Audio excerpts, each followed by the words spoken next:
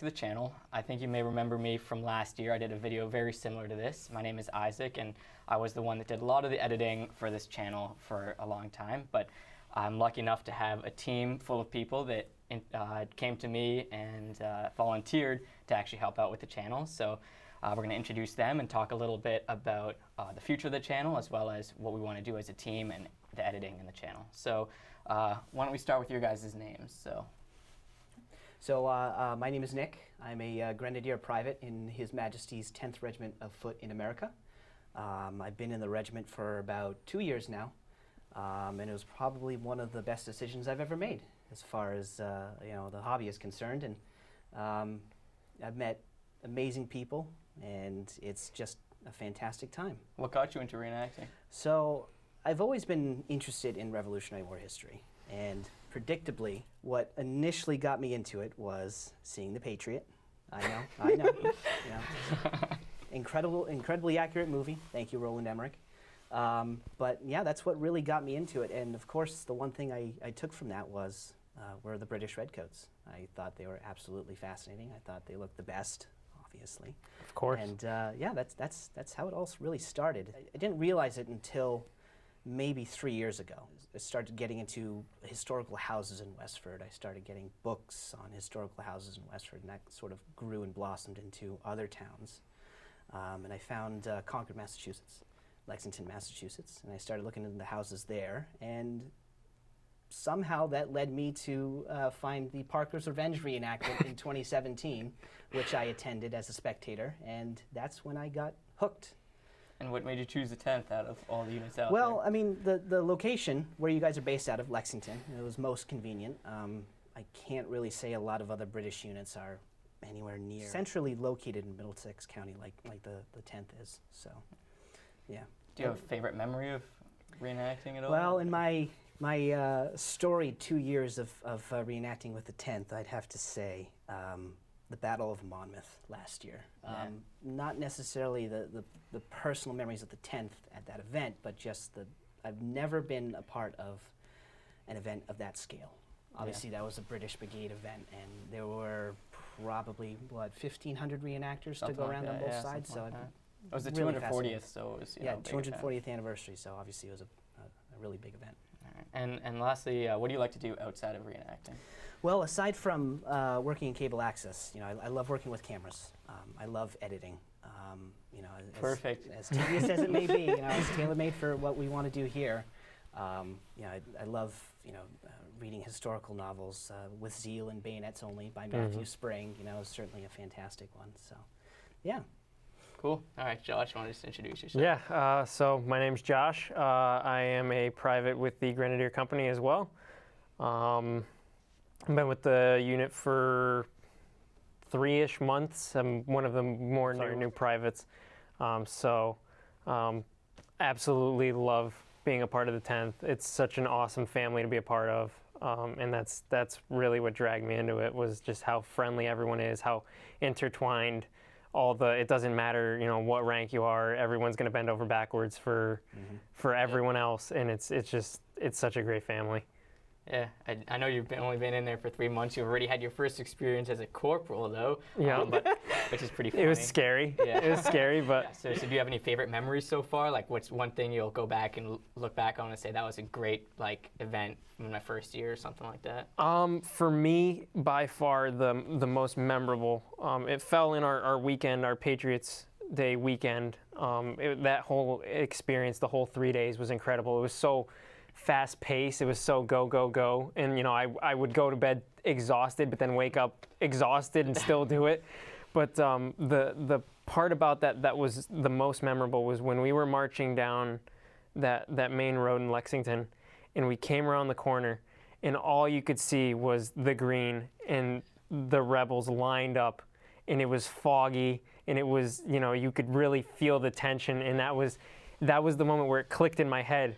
And I was like, this isn't just guys putting on costumes. This is like, you're here, you're in the moment. And that was incredible for me. Still, yeah, it's got to be still my favorite memory. Yeah. Just even every year doing that, but yeah, definitely my first. And what are your favorite things to do, outside of the hobby? So outside of the hobby, I like to draw. love doing artsy things. Paintball is a huge thing I love doing. Yeah, exactly. So. Want to talk a little bit about your career as well? Yeah, I mean, for the most part, I spent a lot of time as far as my professional career in the Coast Guard. I just recently got out, so my contract was up, and that was incredible. So this also kind of keeps me linked to that a little bit, because there's enough military order in this that it kind of grounded me for coming out, and so, but yeah, absolutely. Cool. All right, Laura. All right, my name is Laura Ellis. I've been in the hobby for 10 years now. Cool. And what do you like to do outside of reenacting? Outside of reenacting, I'm currently in college for video game design and audio, so I play a lot of video games.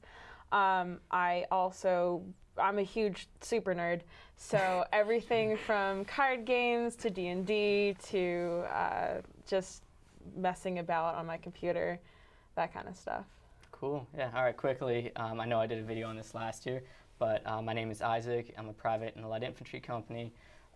I've been with the 10th for right about 6 years now. And what got me into reenacting is I grew up watching the Lexington Green reenactment.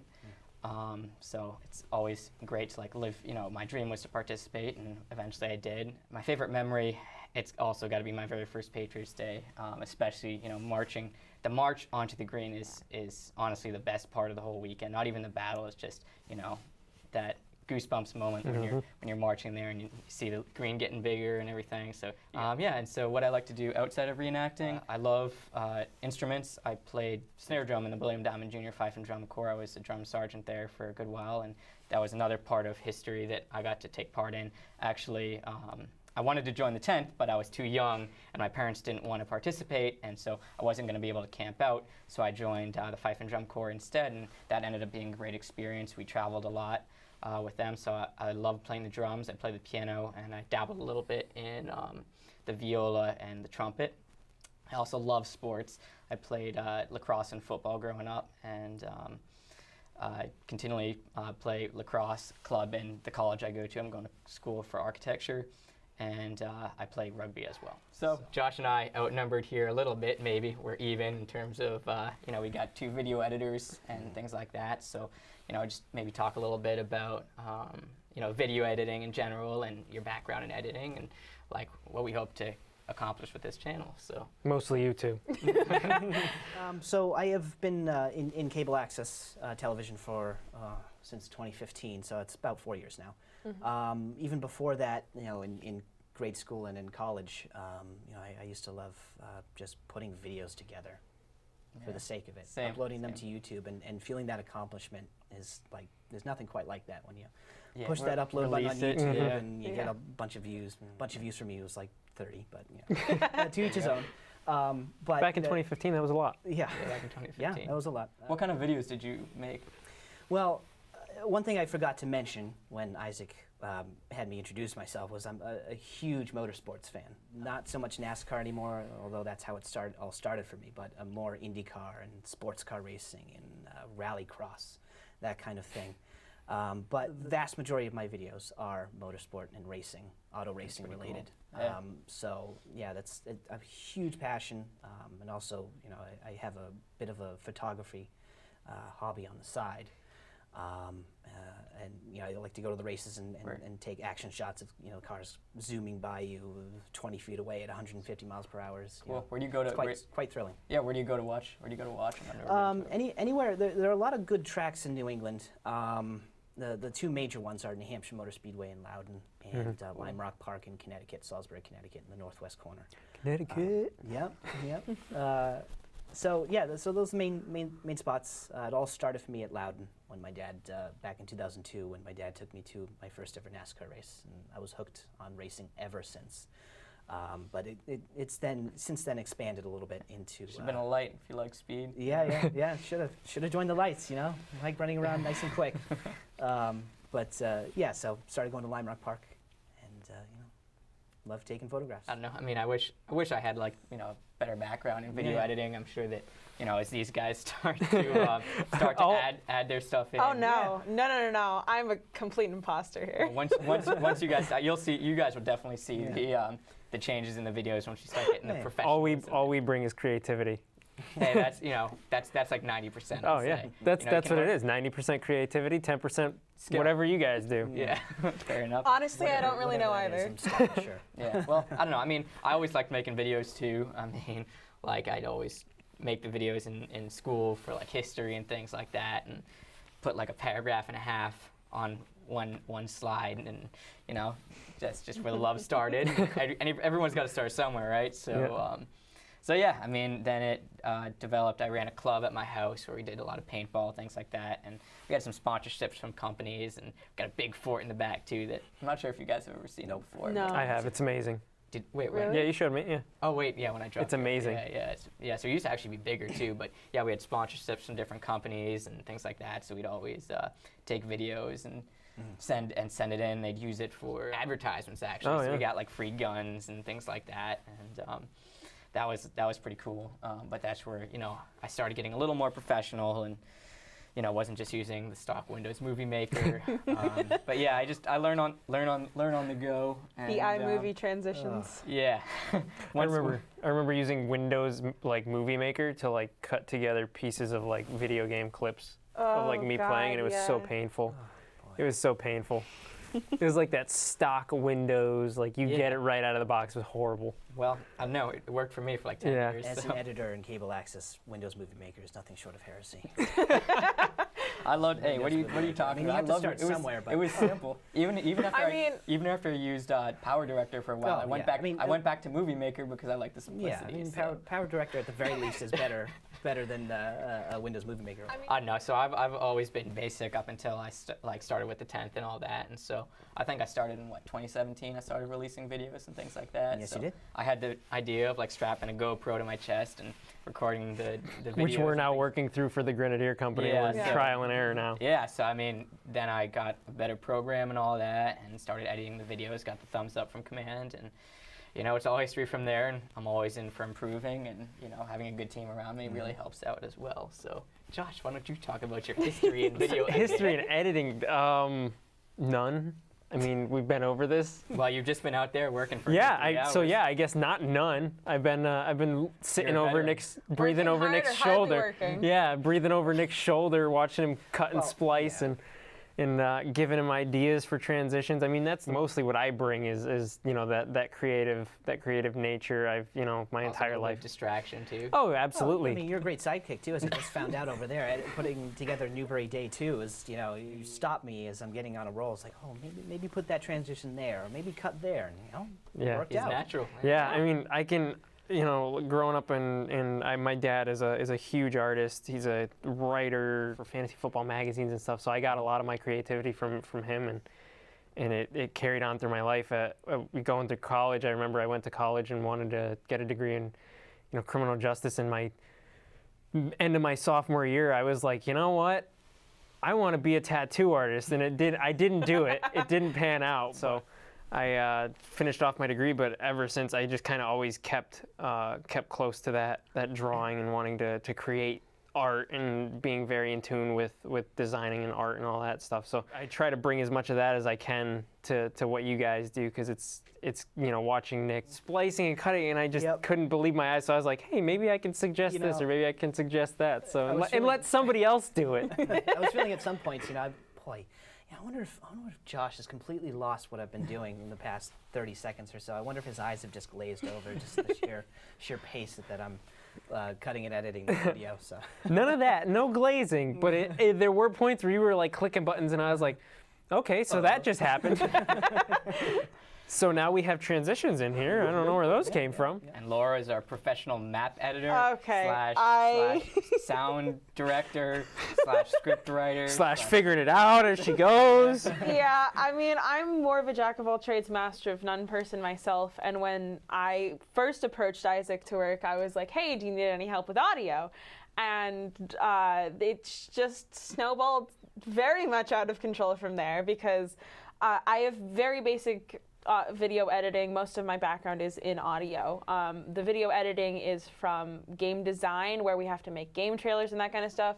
So we're very basic. I understood how to do it, and he's like, "Oh, do you want to edit the maps together?" Or did I suggest? Well, you said. I said the maps. I said it took me 30 hours to do it, and you said I can do it in 20 minutes. I just want to point out that she was like, you know, from game design nonchalantly, like everyone can just design games, like. I designed games with Game Maker. Isaac told me about the last time he did the maps for last year's Old Sturbridge Village video. He's like, "Oh yeah, it took me like 60 hours," and I'm like, It was like more like 30, I think. I was there. I'm pretty sure it was 30. It was okay. He was like, "It took me 30 hours," and I'm like, "Well, you know, I don't know how to do all of it." But I could easily get it done in 5 with the software I have. I'm just using After Effects. 20 minutes is what you said, so I was like, go for it, you know? 30 hours and 20 minutes. 30 hours and 20 minutes. Yeah, I was like, teach me your madness, teach me your madness, you know? So.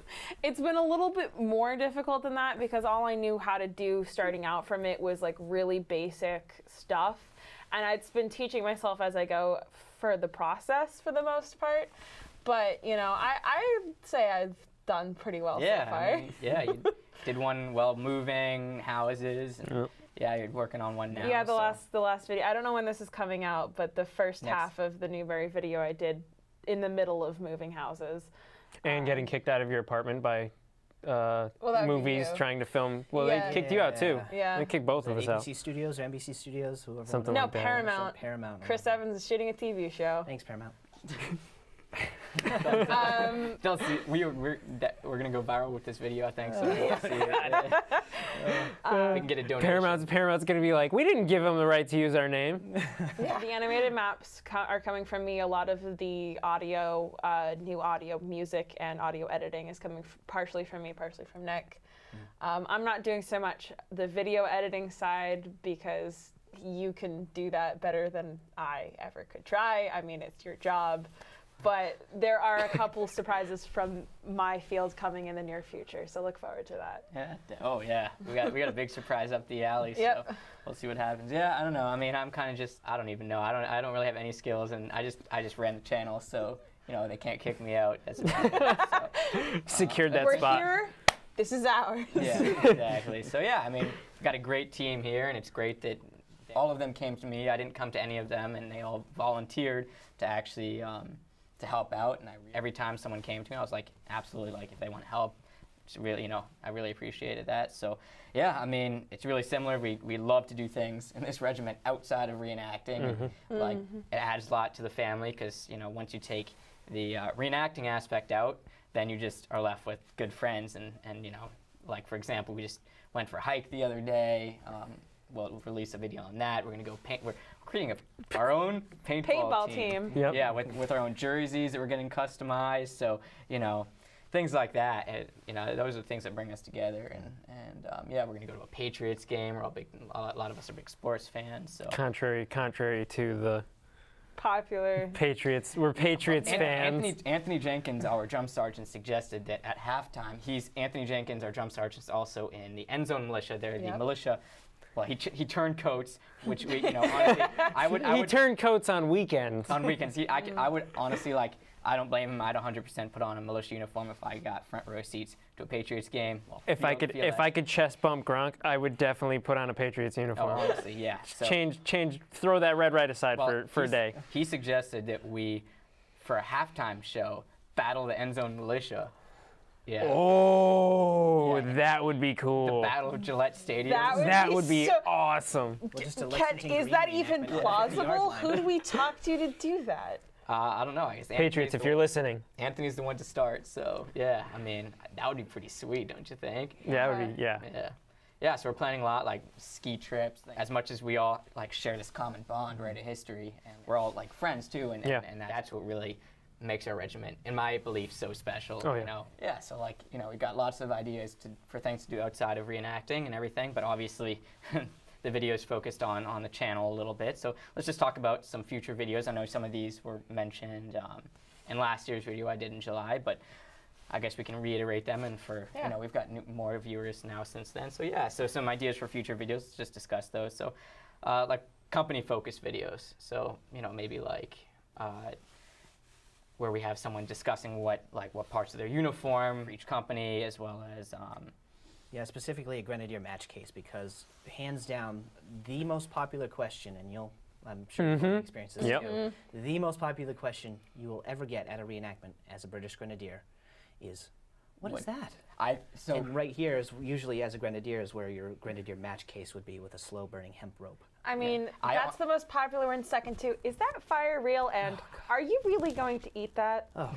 Yeah, I know all those well. So yeah, fun fact, up until like 2 years after I joined the regiment, I thought that the match case that you guys had was the actual grenade, and it wasn't until Rob Lee took out a replica grenade that I was like, well then what's that? And he's like, that's what you light the grenade with. And I'm like, hey, you learn something new every day, so. Okay. Yeah, I know. I don't know. I guess I was misinformed or something. So yeah, I mean, talking about equipment, things like that, those questions that we always get about our uniform. We can have people talk about their roles on the field. Obviously, like the light infantry have a very different role than the Grenadiers, who have a different role in the battalion and all that, and what it would have looked like back in 1775 and on the field. And I think that would be a cool video for people to just get an idea of more about each of our companies. So I think that'll be good too for the people that can't necessarily make it all the way up to Massachusetts for Patriots Day weekend or for Battle Road. It'll be good to kind of just show our side of what goes on up here to everyone else that might be tuning into our channel. Yeah, because people in the South, the people that reenact in the South generally reenact a campaign, and that's a whole different, uniform. The uniform was adjusted in, I believe, 1777. Throughout the whole, well, for the most part, the British Army in 1777, mostly to adapt to summer conditions. Yeah. Yes. Well, for the most part, all the uniform and regulation changes for the British Army during the Revolution were to adapt to this new North American environment that most units were not accustomed to. Yeah, so it's called a more campaign type of uniform, and whereas in the early war, 1775, the Boston garrison, the uniforms were closer to what would have been in Europe in the time, and we were considered a garrison unit. We stayed in cities. We stayed in actually the houses of the local Bostonians. They did not like that. No, they did not. So, so the uniforms changed depending on the time period and the location, and so it's important we also highlight what our uniform would look like back then. So yeah. So also, something that we've been requested to talk more about is just camp videos, like what camp life is like. So. A lot of the questions I get are, what do you do after hours, or what's it really like, in the unit when you sleep over, or like what the unit dynamic is like. And I suggested to Isaac that we show a little bit more of that for some of those kinds of viewers. Yeah. I mean, what life is like around camp and things like that. Potentially, what happens after the public leaves. I think a lot of people don't realize that, this is a hobby for us, just as much as it is fun for someone to come and see us. We're here not only to educate the public, but also to have fun. Like, this is something that, at the end of the day, that we enjoy doing, and we're just kind of, along for the ride. And some of the most fun I've ever had was when we were encamping at Newberry, and the food that the Civilian Corps makes for us is like some of the best food I've ever had in my entire life. We're gonna definitely have some highlights on the Civilian Corps, because those guys cook some amazing food, and they work just as hard, if not harder, than the rest of us. Oh, we're just we're outside like running around in a battlefield, and they're back cooking. They're looking at us like, oh, there they go again, playing soldier. Yeah, I know. And they're cooking for an army. So they're back, they're cooking, they're cleaning. We could do, and I don't know if we're going to leave this in, we could do like a little recipes with the Civilian Corps. Like that'd be fun. Recipes with the civvies or something. We could do a cooking show. We could do like a cooking segment when we're at encampments, and we can cooking segment. Kind of infringing on Townsend's intellectual property. Yeah, true. I don't know. Yeah, I mean, also we could talk about maybe like cleaning our muskets, because well, it may not be the most fun part of what happens after the public leaves. It is definitely a big part, and it's very important that we maintain our equipment, especially our muskets, due to safety. And just, a quick cleaning video could also help up-and-coming reenactors to clean their muskets, and it's a very important part of reenacting that actually a lot of people don't really talk about. So I've also been suggested like doing a camp vlog, have one person, you know, at an event go around and like, you know, basically just walk through and show people what it's like, you know, just being around camp. So another video idea also, this is, you know, one we're working on now, just the Grenadiers and the music are going to have cameras strapped to them now for battles, so you won't just see the light infantry's perspective, you'll see the Grenadiers and the music's perspective. And we actually filmed already with Josh on the camera. He's going to get a new camera location. He has it on his chest, like I did originally.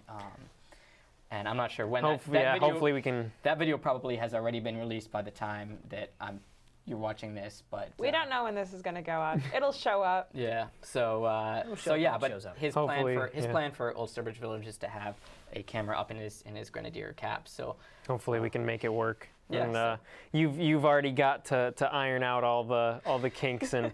And we're starting the Grenadier perspective now because we were wanting to see a little bit more of ourselves. So we're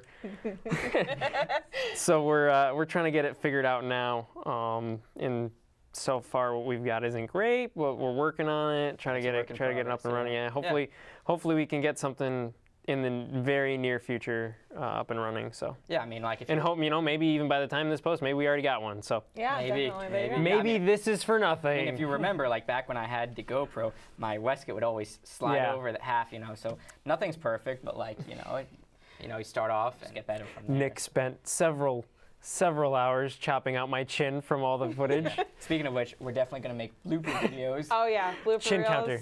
Yes. that are safe for work. That are safe for work. So but yeah, I mean, we'll make some blooper videos, some funny videos, more check-ins with us. You know, I think these are really important because you definitely like. Well, the battles are very cool. You get to check in with like the human side of our regiment, which I think is like a big part of what it's like to be a member of the 10th. Absolutely. Maybe for the next check-in video with us, like if they have questions, they can send it in and we can answer them here. Yeah. So that's something I've been suggested. Yeah, if they want to send them in. If they want to ask on the YouTube page, you know, whatever, send me an email. Then yeah, we'd be more than happy to answer those questions. Have like a question and answer session. So yeah, I mean, we talked about doing like reenact or stereotypes and things like that. So overall, more diversity in our videos. Broadening the horizons. So that people that, you know, maybe get tired of the battle videos can maybe some collabs with other like history oriented. Oh, actually, for sure. So we've had actually 2 other channels, American Revolution reenactors, and Brandon F. Also has offered to do some sorts of collaborations with us, and he's in the 54th, obviously, and so we look forward to doing collaborations with them. So, yeah, I mean, like, I think that about covers it. Do you guys have anything else? Don't forget to like and subscribe. Oh, of course, had to get it in there. To break the button. Smash that like button. Smash that like button. Yeah.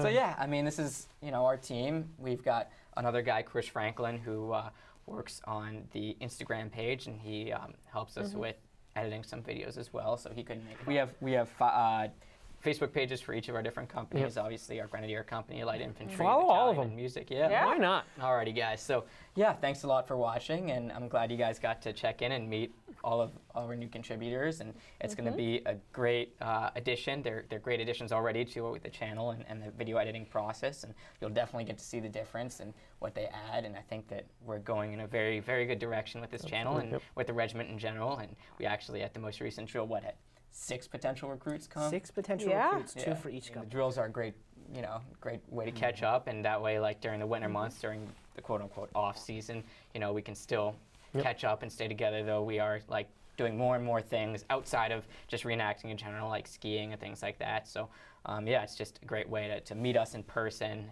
and just take away the context of the red coats and just meet us as just people. And I think that's really important. Yeah, and anyone interested can reach out to any of us about getting in touch with the unit and getting involved in any of those. So yeah, so it's just, you know, a good way for us to highlight just our regiment in general. So yeah, so thanks a lot for watching, guys, and stay posted for more videos, and like and subscribe, obviously, and I'll see you soon.